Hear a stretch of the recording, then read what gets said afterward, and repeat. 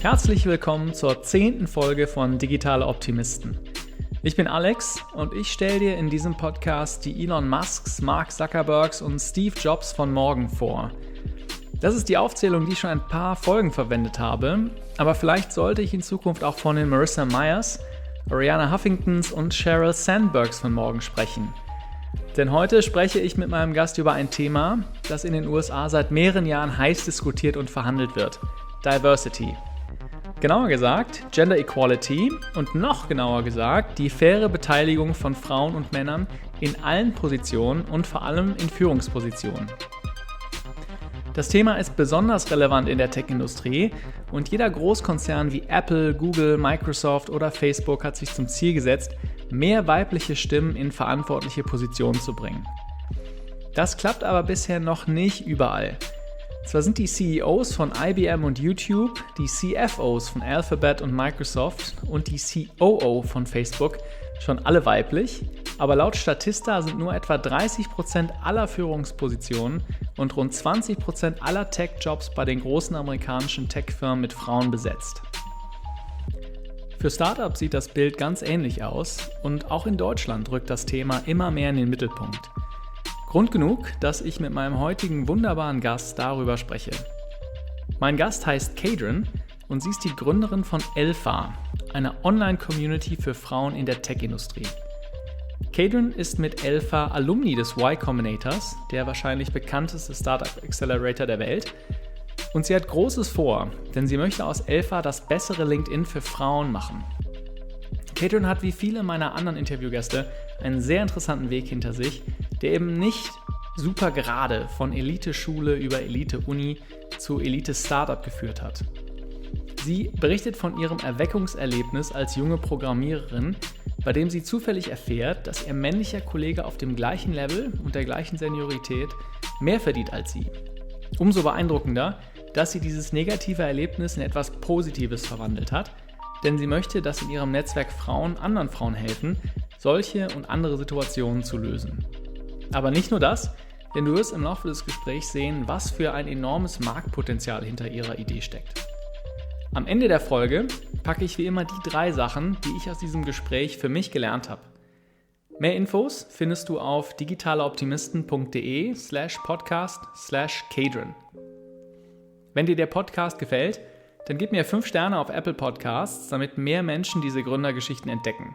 Und jetzt viel Spaß mit Cadran Cowansage von Elpha. Cadran, welcome to the show. Thank you. Very glad to be here. I have to tell you, I usually like to start the conversation with something that is not entirely related to what you do, but some fun thing that I found on the internet. There were people that are gardeners, other people have other crazy hobbies. They love roller coasters, and I tried to do that with you, but I did not find anything. Even only that you have a cat. But I'm not even sure that you have a cat. I do. Okay. I do. That's a good one to know about me because my cat is very important to me. I'm definitely a cat lady. So. Okay. What's his or her name? Marcel. Marcel. It's a boy. Sounds like a boy. Yeah. Yes. And why didn't I find anything incriminating about you? I'm a very private person, I guess. Good at keeping things offline. Sounds great. Okay, so we'll try to get to that during the conversation. Cool. But I do want to talk, obviously, and your CV is really interesting. Mm-hmm. You started as a software engineer, and now you're a CEO of your own company. Let's start with the first part, with the software engineering part. How did you get into software engineering in the first place? Yeah, for sure.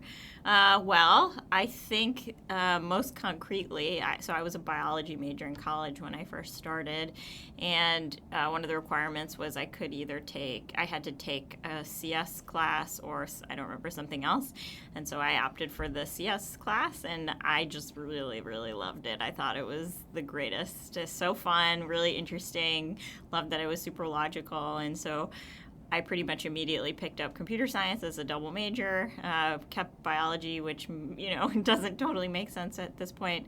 But that was really where I got started programming. You say that it's logical. I picked up a bit of coding myself too. And what I loved is just, being heads down in something, trying to make it work. And then in the end, it could be something as as stupid as having a little rabbit jump over the screen in a way that you programmed it, but obviously doing much more complicated stuff. Yeah. What was the project that you worked on? You remember? God, I don't remember what that first one was. I remember the feeling, which was, so as a, when you're a biology major, you're in like a wet lab and you do experiments and, you're pipetting, and if there's dust in your pipette, then the experiment fails, but it's very hard to figure out what actually went wrong. And so the thing that I really loved about programming was when there's a bug, you can diagnose it in a very logical way, and there's not some mysterious confounding variable that is, throwing off all your code. It's like if it's not working, there is a very specific reason that you can figure out as to why it isn't, and that's what I really liked the most. But, you started off in biology. Yeah. And then you did, it's kind of a 180, right? I would say it's a bit different. Yeah. So what did you had something that got you into biology in the first place. Yeah. Right? I think a few things. One is that I really like the environment and animals and science and like that whole world, and so that was very appealing. The other is a little bit maybe sillier and more practical, which is I really like being out in nature and being in remote places. And so I was like, what job can I have that lends to this? And the answer was I could be a biologist. And so that was actually one of the reasons why I was really interested in it. It was sort of like a lifestyle decision, I guess. You want to be out in nature. Yes. But I also learned through starting as a bio major that so much of it is rote memorization, and that's actually not really my strength. And so that was a discovery about how I wasn't a good fit for that major. So you got into software engineering, right? Mm-hmm. And you start. Can you maybe walk us through after the decision to I'm going to major in software engineering? Yep. What happened afterwards? Yeah, I actually went to a liberal arts college for undergrad, and so I had one professor who I loved, and I just would basically take every class he taught every semester. I just sort of follow him around, taking all his classes. And there were eight of us. It was a very small degree program, and so I knew all of my other students in my major super well, and we just would to do projects and program and have these like tiny classes where if you didn't pay attention and participate, you would be immediately found out because there's no one to hide behind. When I was younger, I went to computer camp when I was maybe 13 or 14, where it was like web development, but in the 90s. So I definitely was into computers, and I liked that world before, but it was definitely you definitely could say chance that I stumbled onto it. Got it. So now you're majoring in software engineering, and you're looking for companies to work for. Yes. Right? So you're diving into this tech world head on and full on. What was it like, starting out in software engineering? Well, so I think a few things. One is that people are immediately skeptical of you when you have a computer science degree from a liberal arts school, or that's what I discovered. So you have to prove yourself a little bit. And then two, my first job was at a bank. I worked at Merrill Lynch, which was really a thing. Quickly sort of switched gears into sort of more techy startup ecosystem, but I would say my first job was more sort of in line with what other students at my school were going into, like consulting and finance and things like that. But that wasn't for me. Okay, so you started in Merrill Lynch, but you did techie stuff. You worked on their systems. Yeah, I worked for their interest rate derivatives trading desk. Oh, so, you were on the trading desk. Yeah. But it was 2008, so a sort of brutal time to be working there. I transitioned into working at a consulting company pretty quickly. I can't remember exactly, maybe 9 months in. It was just tough times. Okay, was that consulting company did that have an IT background? Did you So I was coding there. So they basically had an in-house product that they were building for intermodal transportation. So it was like an enterprise system for freight logistics. So intermodal transportation is when freight move when you're transporting freight between trains and ships and trucks, and like you need to actually figure out the logistics of how you hand off the freight and track it, and what and it's different companies doing different legs of the trips, and so they were building a whole software system for that, and so I was one of the folks who was doing the coding for that. So it's like a kind of weird consulting gig. Got it. Yeah. But how is the team set up? Because we're going to talk about Elpha in a bit, Yeah. right, your company. And you would probably have been a good candidate for your own company, right, during that time? Yeah, for sure. Yeah, and in fact, I'm building my company now because I wanted my company then. Then that was an interesting company. They hired a lot of like sort of physics undergrads and PhDs and trained them up to be programmers. They really found a sort of niche in that, in finding successful engineers who were coming out of physics degrees, which makes sense, of course, because it's like an analytical way of thinking, and they've probably done some programming, and they're, no doubt smart. But then, at a consulting company, it's a little bit different than a tech company in terms of how it's structured. Like, there are some people on the team would go on site with the client and would be doing real client work and talking to customers and that kind of thing, and then also doing the engineering work, which is, I think, a little bit unusual. And then it was also a small company. It was at, I think, 80 people or something like that. So, yeah, it was definitely different. I would say my first exposure to, like, working at a real big tech company was MongoDB in New York, which came a little bit later. Okay. So then you switched companies again to MongoDB. And what was the atmosphere like in the team? I'd want to try to understand you're a woman, you said liberal arts college, Yep. right? You said that has been a challenge. And there's not too many women in Yep. software engineering, right? So did you experience that at MongoDB in some way? Yeah, so Mongo was great. I really had a wonderful time there. I learned a ton, grew a lot, became a better engineer. But I think, like any tech company, it's like when you're a woman on the team, you're one of very few, and inherently, no matter how great a team is, you're going to run into, complexities and issues that your colleagues aren't going to face.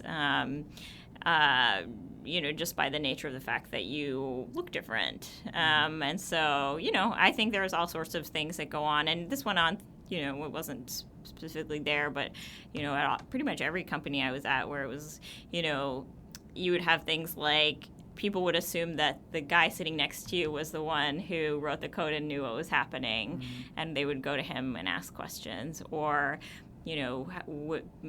people who would feel uncomfortable making eye contact with me, or, just like all the sorts of things that you hear about that are small things, but when you have the experiencing them every day, they just tend to add up.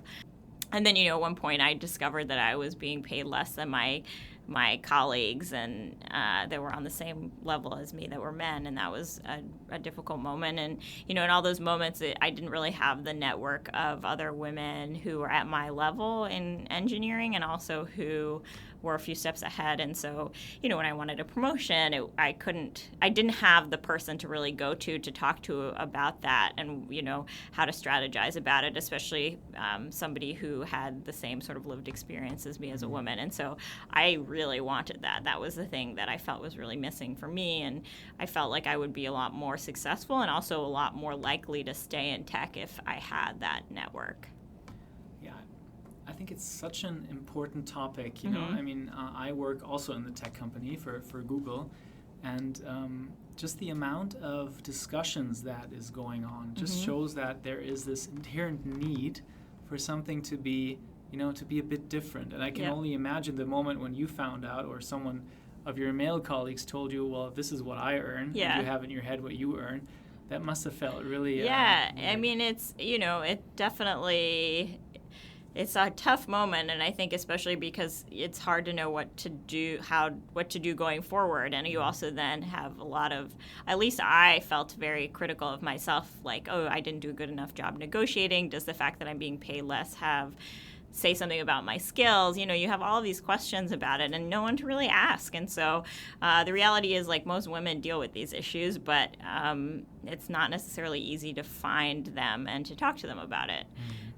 So, that's part of what Elpha is creating that space where we can all find each other. Let's talk about Elpha, because I think it's really interesting what you do, and I encourage everyone to check it out, because, I'm getting ahead of myself, but just the people that you have with AMAs, Ask Me Anything on, was really interesting, and I read through a bunch of them. Cool. But let's just kind of go back to the moment, right? So you were at MongoDB, there was something you felt, wow, so there is a need here, right? So you identified some kind of need for allyship, for mentorship among women in tech.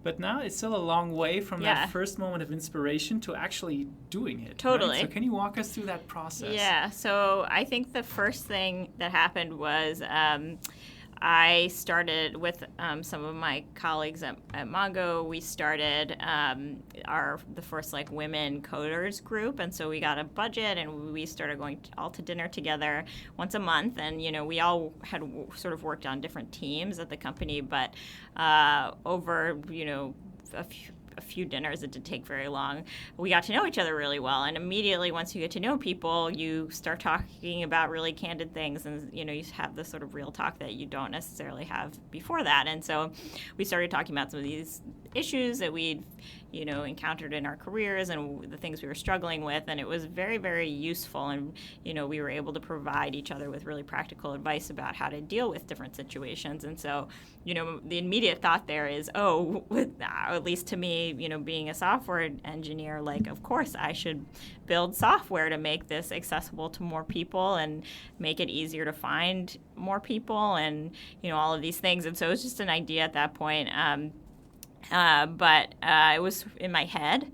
And at some point, Y-Combinator tweeted that they were hiring engineers, and I saw this tweet. I thought, that's really cool. I've always been really interested in startups. I should just apply for this job in San Francisco, and be sort of in the heart of it. I've lived in New York my whole professional life, but I know Silicon Valley is a whole different beast. I should probably experience this. And so, I sent them a message, or I applied rather, for this job, and they got back to me really quickly, and I ended up interviewing, and I got this job very unexpectedly, which was very exciting. And I had really learned about startups from Paul Graham's essays, which I think a lot of people learn about startups from. But I loved his essays, and it was so cool that you could build something yourself and build something that you wanted and needed, and build a huge business out of it, and work for yourself. That was very appealing too.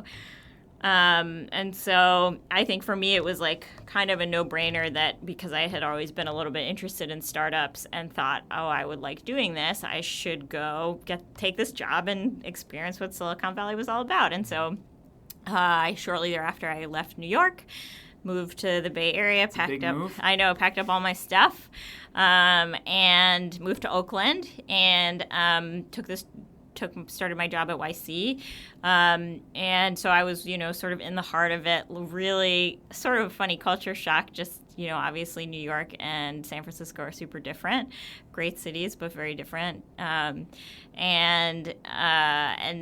Just was really experiencing sort of what startups are all about, and, YC's philosophy on building startups, which was really a hugely valuable thing to sort of sit in the middle of.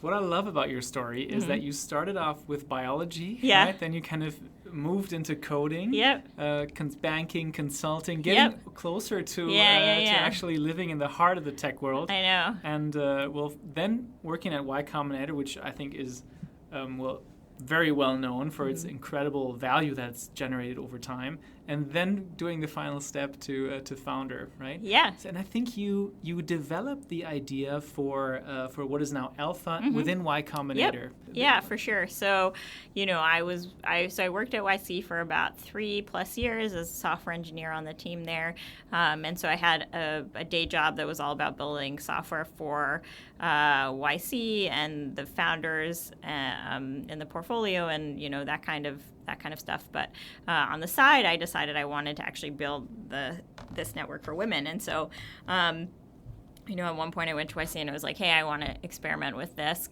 Is that fine? And they said, of course. YC is the place where experiments are welcome. And so I just started building it on one weekend. It was forum software. So one weekend I went home and put together the prototype. And then I asked all of the women who worked at YC to join the community and just see if they would use it. And they joined. And, I think because everyone's on Slack, and Slack is super ephemeral, where you lose messages or don't lose them, but they sort of disappear out of your thoughts very quickly, and it's sort of short form conversations. I think because Elpha is long form conversations that are asynchronous and searchable, it was like a different medium for having conversation, and people liked it. And so, despite the fact that we had like a women's Slack channel internally, people were also enjoying this new space, and that was pretty exciting to see. And so, of course, I had to make some bug fixes and fix some things because it was a little bit hacked together.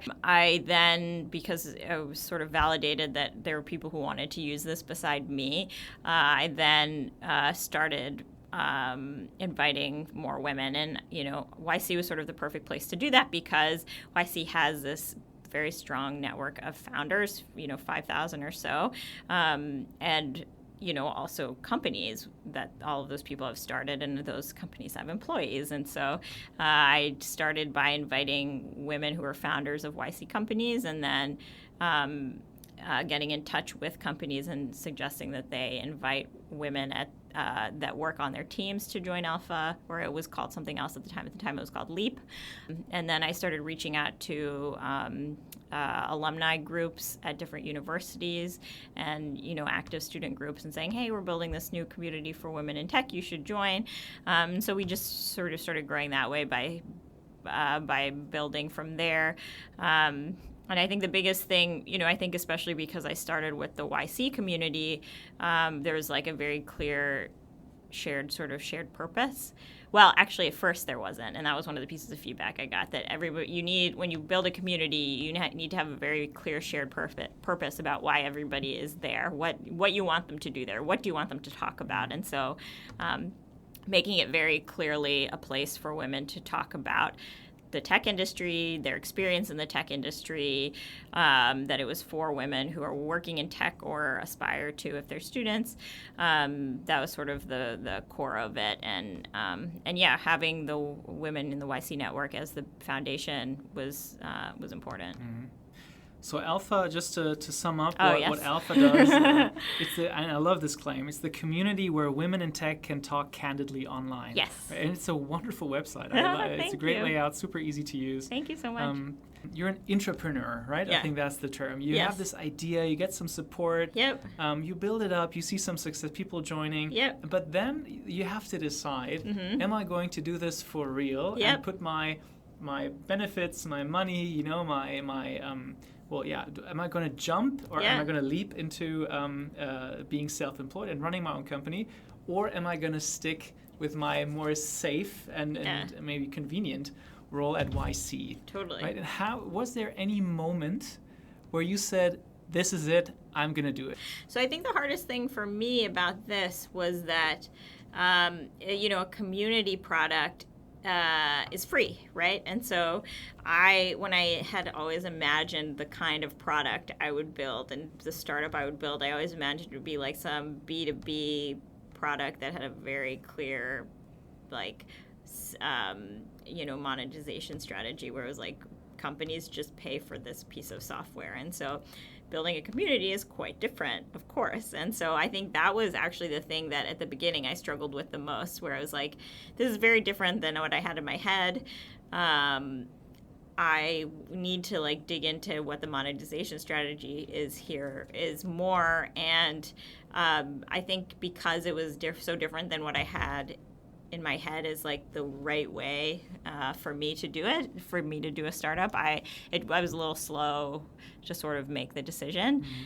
But I was just kind of obsessed with it. Like I just would spend all of my free time working on this, and I was meeting so many really great women. My network of women in tech has grown tremendously as a consequence.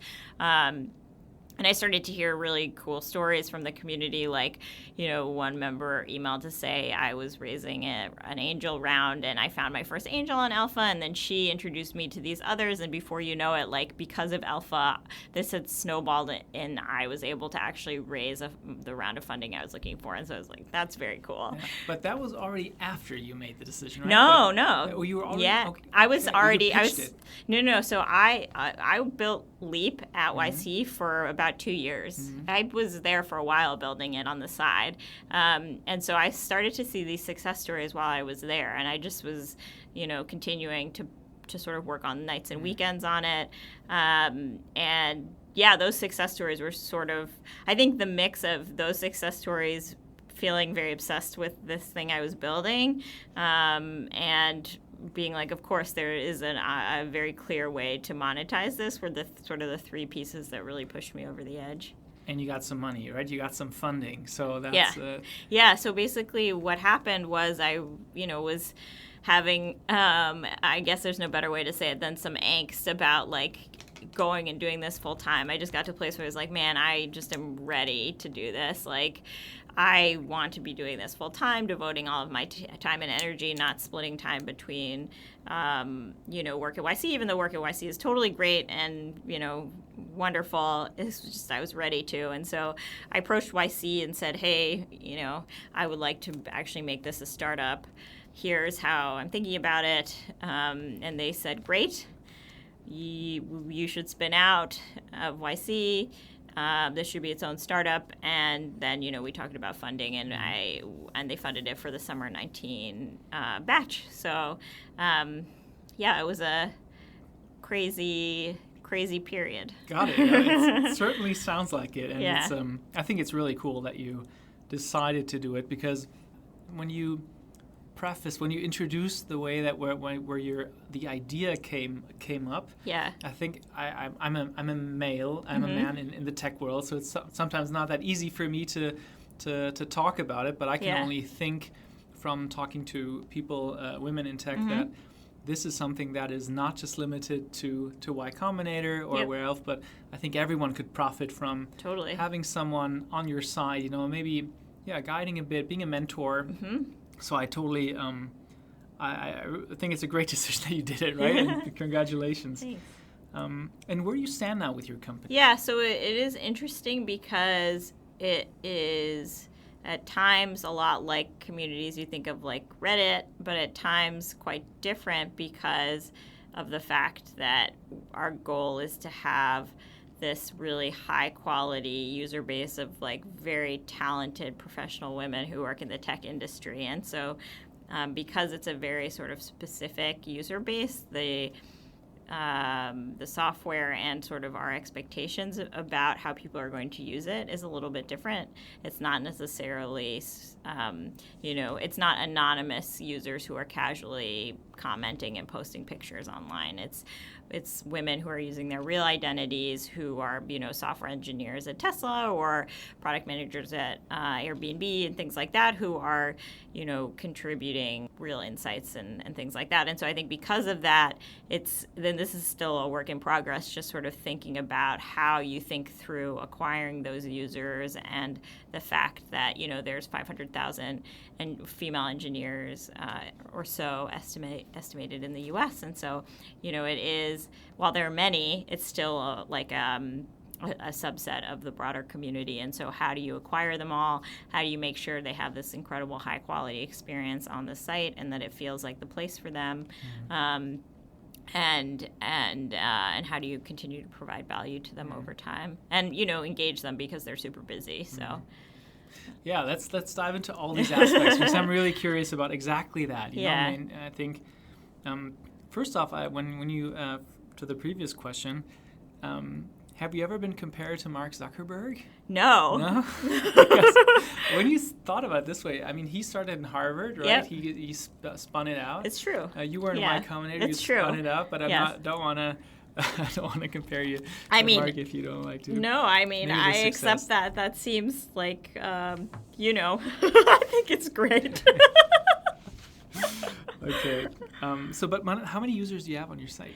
So we have 15,000, and so we grew from, we more than doubled basically when we spun out of YC, and so we're at over 15,000 members now, and they are visiting Alpha, and we have a daily newsletter that they receive, and we're about to start doing more like in-person events like dinners and things like that. So crossing the online and offline chasm. That must be interesting for you, right? Yeah. And a new skill set, I guess. I know. Well, it's funny because I'm an introvert, so it's going to be interesting to see how this goes. But actually, most of the people I know who run online communities are introverts, which is a funny fact that I didn't realize.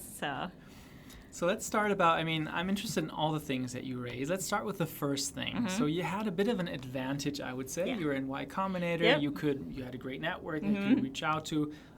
Starting to build a bit of scale because, you have founders in the Y-Combinator network. There are some alumni groups that you mentioned. Yep. But how do you do that go-to-market? How do you reach those 500,000 women in tech, or it might probably be more? I think it's software engineers that you mentioned. How do you find them? What do you do? Yeah, I mean, there are places where they hang out, so I go to those places. It's very grassroots. Facebook groups, events, like in-person events. There's the Grace Hopper conference that happens once a year, and 20,000 technical women show up. And so going to these places where they are, alumni groups at universities is another great one because so many of them have CS degrees, hitting up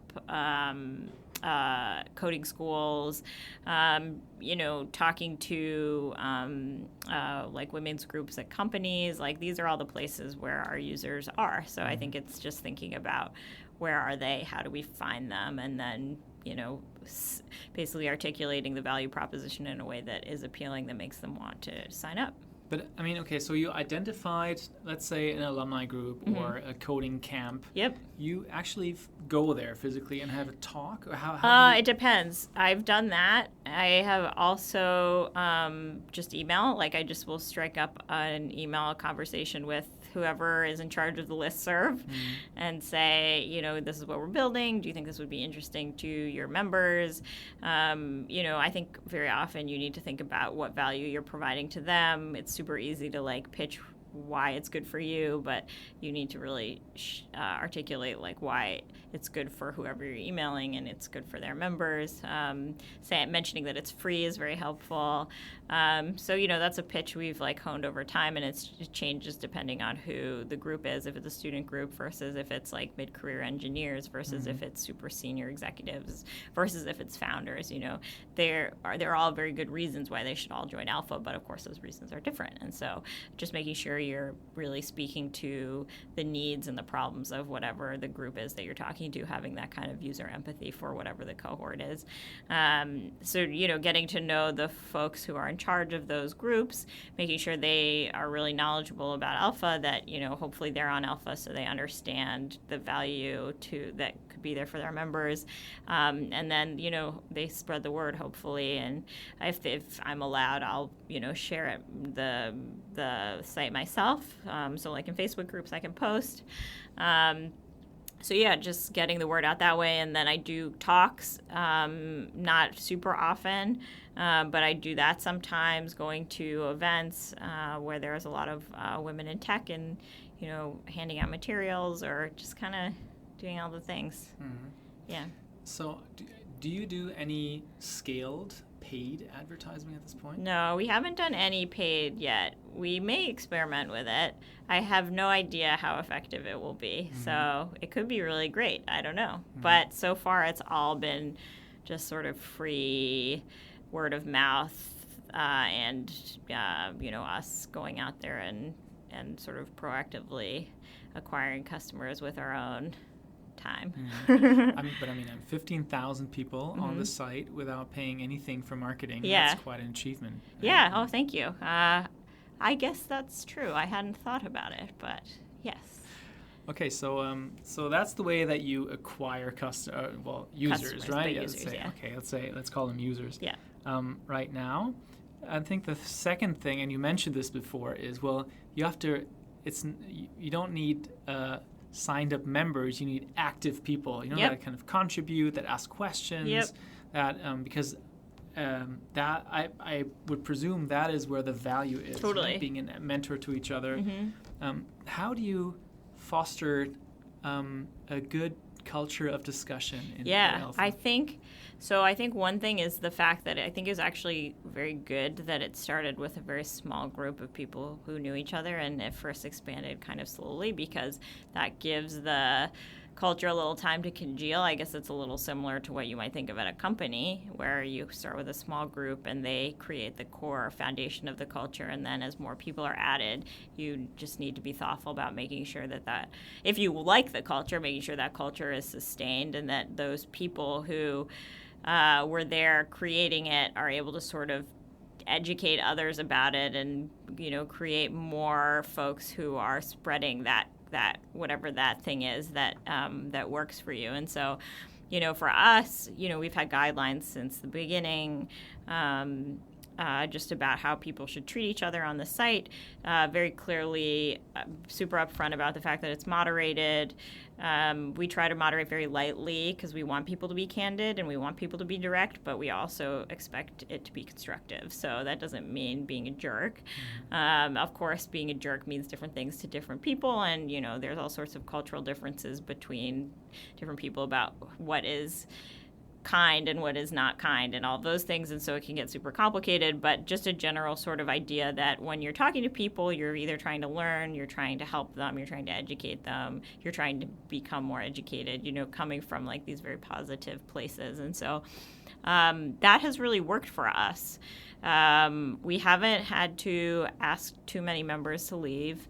I don't have to actually moderate very much. Every so often there'll be a post or a comment and I'll have to remove it, and then I'll leave a note that says, hey, this was violated our guidelines, here's how, and then we move on.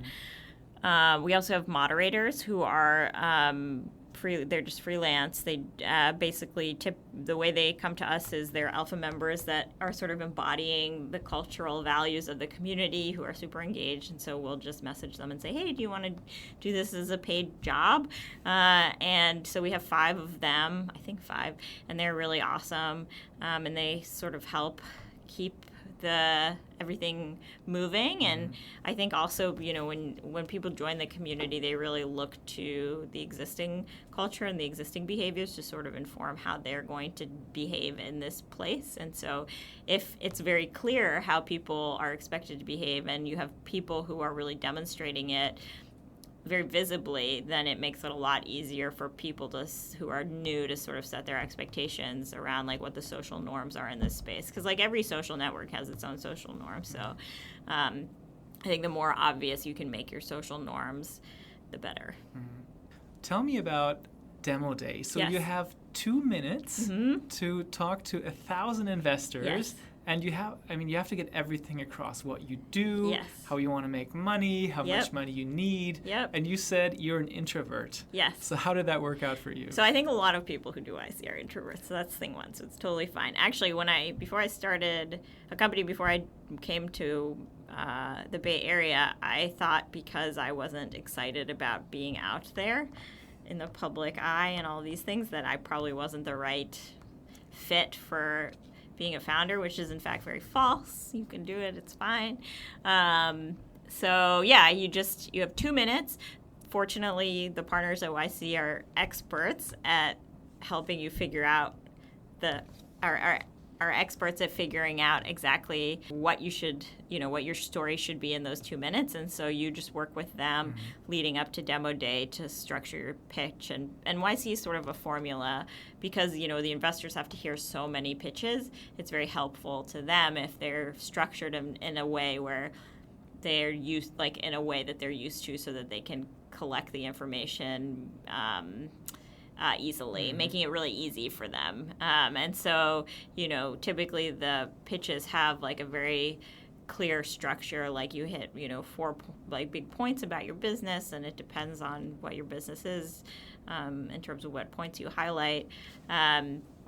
But you have to get a lot in there in a very short amount of time. But it's super useful for like how you think about your company, and also just being very efficient at articulating things to investors and to anybody, really. So it's a very good and brutal exercise. Sounds like it. Yeah, I mean, this is like the culmination of 3 months of heads down work in Mountain View in California.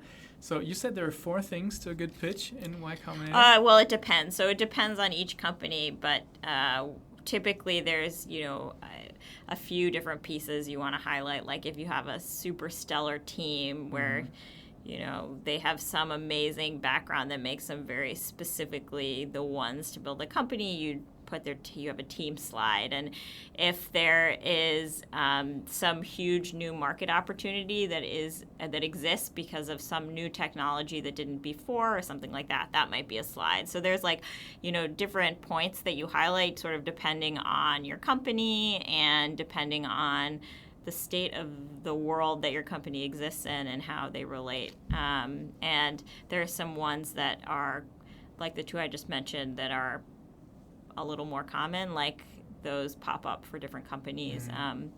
But yeah, so it's figuring out exactly like how to tell your story in the most powerful way and the most convincing way, because obviously the way you talk to investors about it is very different than the way you talk to customers about it. So, and I mean, you're up again. I mean, there's a lot of money floating around, but you're up against, I think 200 were in that batch, in the recent batch. So there's a lot of competition, a lot of great ideas. Yeah. So what was the one thing in that 2 minutes that you really wanted to get across to get funding? That's a good question. Also, I wanted to say, I don't think I would necessarily think about it as competition with the other people in the batch, because there's so many investors and they have so much money to spend. So in fact, we were very much encouraged to be collaborative and like refer other companies to our investors and things like that. And at least to me, I like that mentality about it a lot more, because it's so hard that, if we're competing with it against each other, it just is a lot more brutal and unnecessarily so. So just wanted to say that.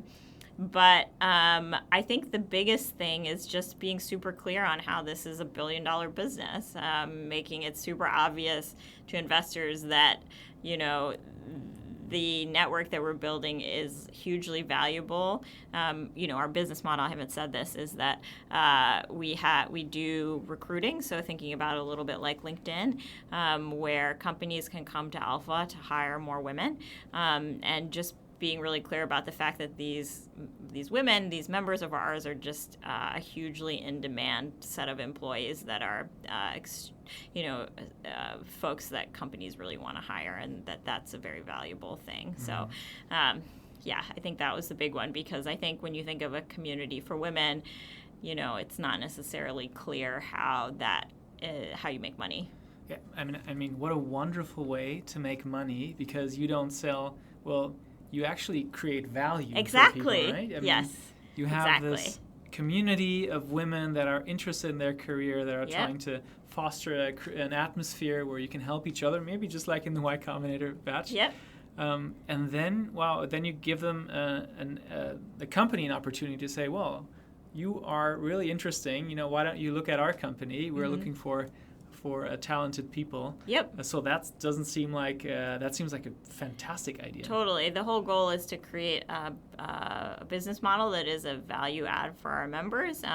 So creating the space where they have more access to opportunities at these companies. We also, our goal is to make it very clear sort of what they can expect at a job at each company, and highlighting a lot of elements about the company that women in particular are very curious about and they may not know about, looking at sort of standard job information, like what's the parental leave policy, what does HR look like at this company, who will my manager be, are there other women on my team, are there women in leadership at this company? So questions like that, and really helping to matchmake between our members and companies that are really interested in making their work environment more inclusive and great for women.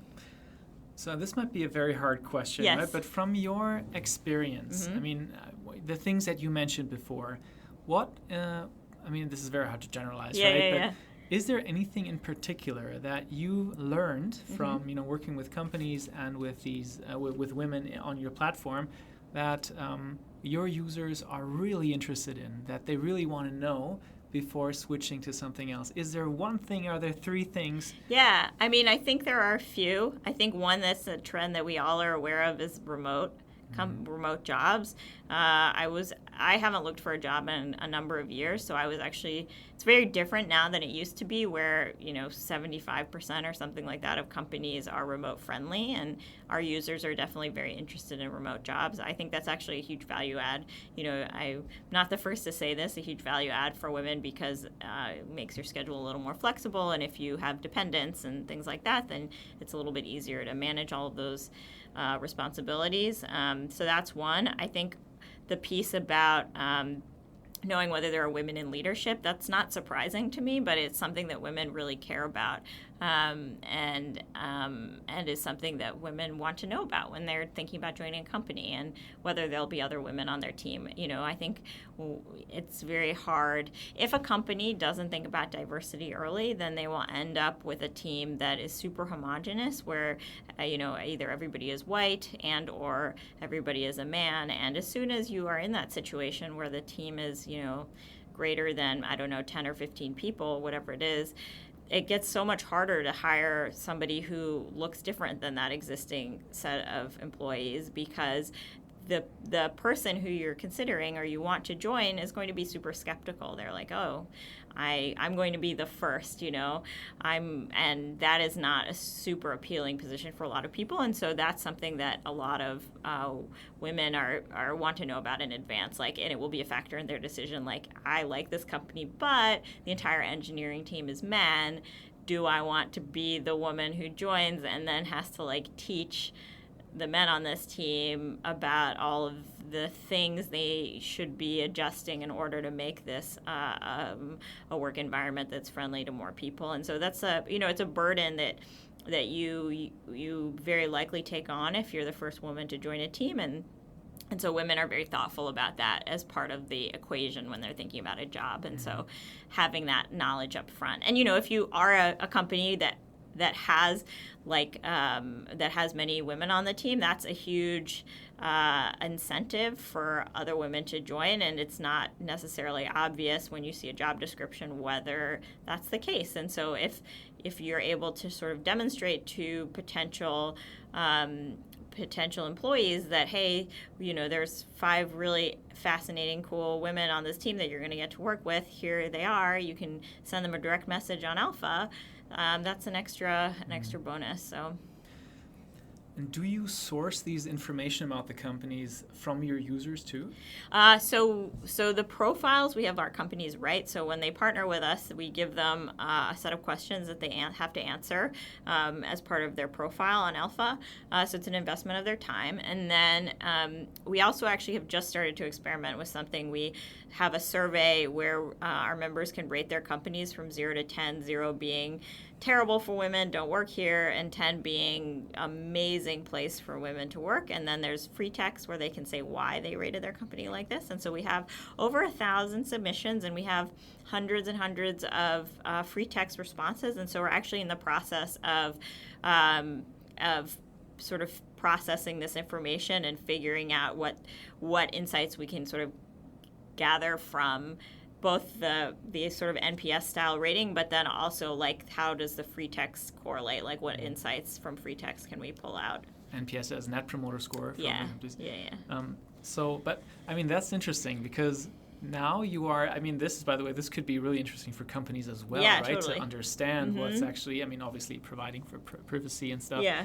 But, and I know you're quite early yet, but so you have these information about the companies. You might even know better than the person that is, let's say, a tech company X, right? Approaches you and says, yeah, we really want to kind of we really want to advertise to some users on your site. Yep. But on the other hand, maybe oh wow, this might not be the best place to work. I'm Totally. drawing a very negative black and white picture Yeah. here. So how do you reconcile this? I think it's really hard because I think especially as a company is larger, it's super dependent on who the like it could be one particular team isn't great, or it could be one particular manager. It's a little bit easier when the company is small and is 10 people. If, 2 or 3 women say, oh, this isn't a great place to work, then it's a little more clear that it probably isn't just in general. So I think it's tricky. I think you have to have a lot of data for each company when, if it's a Google or something, you need to have thousands of ratings in order to be really scientific about, whether the company at a whole is welcoming. But I think there is a lot of insights that we can gather from our users about trends, like what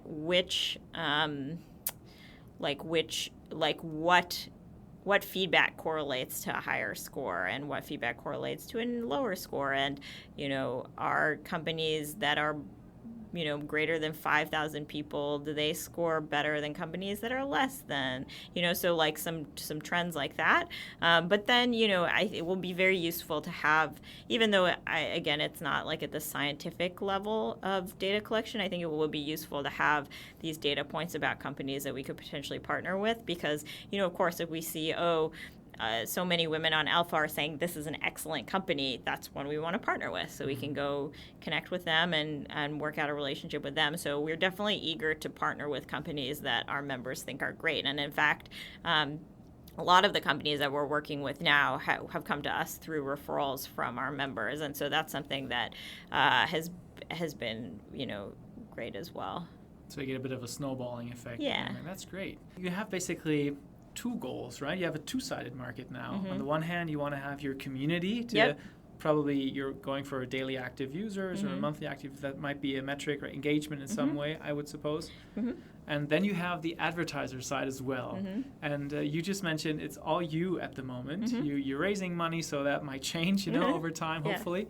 But how do you go about, how do you make the decision on which side of the market to focus? Yeah, I mean, the community will always be our core. That's the reason I'm building this company. I am one of my users, so I will just always, I think, be very focused there. And, that's actually when I'm thinking about community decisions about the community or the business model, I very much think about it in terms of is this something that I would want? Is this something that I would feel good about? And so I think that just is always going to be the core. But we can build a great product for companies as well. And in fact, I think a better product for companies by being so focused on the women in our community. So I think it's actually a good thing that that's where our focus is. I think everybody wins with that focus. So one stream of revenue is going to be, job postings. That's almost like a very natural way because, as you said, it kind of generates value for everyone. Yep. Are there any other things that you're thinking about maybe down the road? Yeah, I mean, I think there's the exercise of brainstorming. There's a ton of stuff you could come up with, but I think, just thinking about how big a business LinkedIn, for example, has built on the recruiting side of things, that's really where we're focused because I think we can also build a huge business there. So that is the place that we're focusing our energy. Got it. Okay. Yeah. So that seems like a huge market opportunity in the first place. Yeah. So I want to move on to rapid fire questions. Oh, great. And I looked through the Ask Me Anything, the Okay. AMAs from Elpha, and Yep. I took some of the questions that I okay. liked. So I'm going to ask, I sprinkled in some of my own. Maybe Okay. maybe you can see which I sprinkled in. But basically just give your quick answer Okay. to these questions. Okay. Stream of consciousness. Yeah.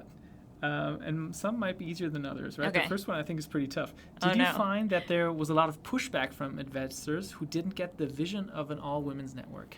Some, for sure. I think it's much easier to talk to female investors about it because they get it, and often they're members. And so, I think especially when we're talking to investors who aren't members and can't see the product that women see, it's much harder for them to envision it, and it's also harder to empathize with the problem. So that is a thing. Mm-hmm. Great. Do you feel that investment in women's empowerment and the future of work sectors will continue?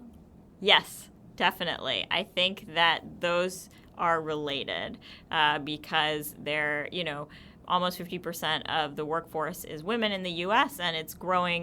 Women are having children later and they're working for longer and staying in the workforce for longer. And so I think making a workforce that is more welcoming to women is just a thing that is going to continue to happen. And I think, remote is a perfect example of that. This is one that I thought of just now because I find it interesting. Who would you love to do an AMA on Elpha? I would love to have Oprah do one. I mean, there's a lot of people, but that's sort of like the fantasy land. If I could have anyone show up on Elpha, that's who I would pick. What about Angela Merkel? Yes, absolutely. Yes. Okay. I mean, she would be fantastic. And all the powerful, like super smart women, they're my target demographic for sure. Got it. Yeah. What do you miss about being an employee? I definitely have my moments where it's like, I really wish someone would just tell me what to do right now. I'm not that often because I really like working for myself, but there are those moments where it's a tough decision or whatever, I'm tired. And I'm just like, oh man, there was something really nice about not having the buck stop with me. Yeah. So. And what do you do when you're in that situation?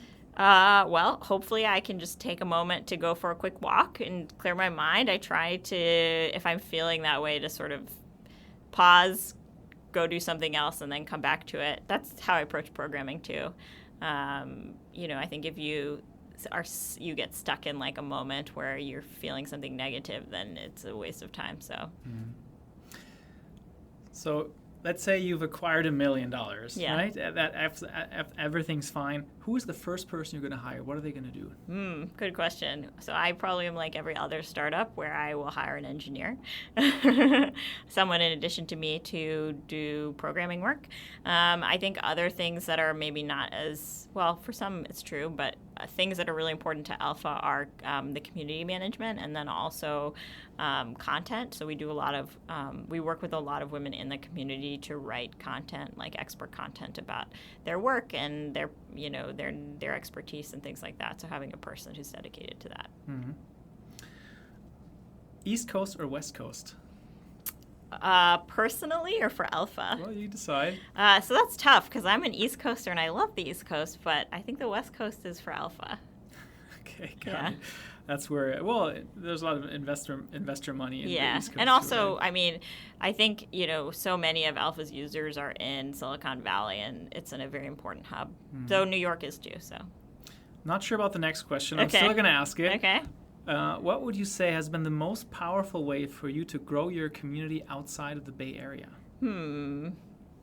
Interesting. So I think thinking about how our existing hubs have grown, I would say it gets to sort of a critical mass where if we have, I don't know how many, a certain number of users in a certain place, then they invite their friends and they actually start hosting their own events for Elpha. And so it grows organically after a certain point. So I think getting to that, I don't actually have a number for what that critical mass is, but getting to like the first 15 or 20 users in a certain place and then encouraging them to spread the word within their communities because, like no matter where it is, it's like there'll be meetup groups and there'll be, there are companies that have headquarters there. So that sort of organic word of mouth growth. Who is the person that inspired you the most? Oh. Big questions here. I don't know. I have so many people that inspire me. Oprah? Oprah, obviously. Michelle Obama is another one. I mean. Have you read her book? I embarrassingly, I have bought it and it's sitting on my bookshelf, but I haven't read it yet. Okay. But I did go hear her talk when she was in Oakland, and she was amazing. Wow. Yeah. Jogging or yoga? Jogging. What is the skill you admire most in others? Good question. I think being able to respond, taking a moment and responding under very stressful situations. So having that composure to not get upset, not say something reactively. I admire that a lot, and I think it's a difficult skill to develop. I guess that's kind of random. And the last question that I ask every guest on my podcast is, what is the best advice you've ever received? So I can give you the best advice that I have received about Elpha.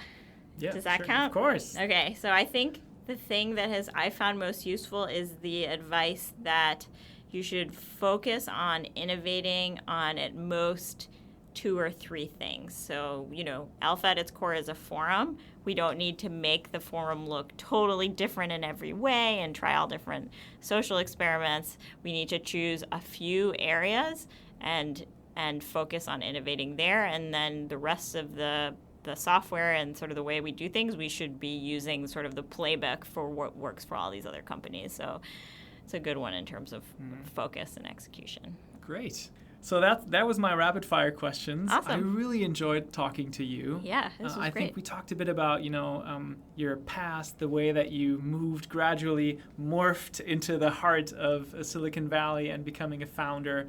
We talked about this amazing opportunity that is Elpha and empowering women in tech and giving them space to talk. We talked a bit about the avenues where you see growth, your Y-Combinator days, and got to know that you like jogging more than yoga, which is also good. Yes. So I just want to say thank you very much for coming on, Cadran. Thank you for having me. This has been a lot of fun. So, hier ist wieder Alex. Ich bin nun mal ein Mann und keine Frau in der Tech-Welt. Und vielleicht habe ich gerade deshalb aus diesem Gespräch eine Menge gelernt. Erstens, große Ideen starten oft sehr klein. Cadran hatte die Freiheit, ihre Leidenschaft im Rahmen eines kleinen Nebenprojekts zu starten. Daraus wurde dann eine Obsession und sie hat jetzt ein echtes Start-up, das mehrere Millionen Dollar wert ist. Jedem Arbeitnehmer sollte Cadrans Geschichte Mut geben, sich selber mit einem kleinen nebenberuflichen Projekt, für das man eine große Leidenschaft hat, zu beschäftigen, denn man weiß ja nie, was draus wird. Und Arbeitgeber sollten sich überlegen, ob sie diese Leidenschaften ihrer Mitarbeiter nicht fördern wollen. Das bekannteste Beispiel von so einem Side-Hustle ist, glaube ich, Gmail, das Mailprogramm von Google, was genau durch so ein Nebenprojekt gestartet ist. Zweitens, der Wert einer gepflegten Zielgruppe. Ich mag Cadrans Startup sehr, weil es ein echtes gesellschaftliches Problem adressiert, aber natürlich auch eine unheimlich wertvolle Zielgruppe zusammenbringt. Viele Tech-Firmen versuchen derzeit gezielt ihren Talentpool mit Personen zu füllen, die ganz verschiedene Perspektiven mitbringen. Mit Elpha erschließt Cadran diese Zielgruppe und bietet ihren Mitgliedern gleichzeitig einen viel tieferen Einblick in die Unternehmen. Eine Win-Win-Situation, die sie nur mit einer kultivierten, engagierten Online-Community erreicht. Drittens, jeder ist ein Seller. Cadran berichtet von ihren Erfolgen und Misserfolgen als introvertierte Gründerin. Eins ihrer größten Learnings war, dass jeder Gründer ein Seller, also sein eigener Vertriebler sein muss. Ob du neue Mitarbeiter anwerben, neue Investoren gewinnen oder deine User verstehen willst, du stehst ständig voll im Rampenlicht und musst anderen deine Ideen für die Zukunft vermitteln, manchmal halt auch verkaufen. So, das war's für heute. Wenn dir mein Podcast gefällt, dann schreib mir gerne ein Review auf Apple Podcasts. Ich möchte immer mehr Menschen in Deutschland mit diesen Geschichten erreichen und deine Bewertung hilft dabei sehr. Alle weiteren Infos und meinen Newsletter findest du auf digitaleoptimisten.de. Vielen Dank und bis zum nächsten Mal.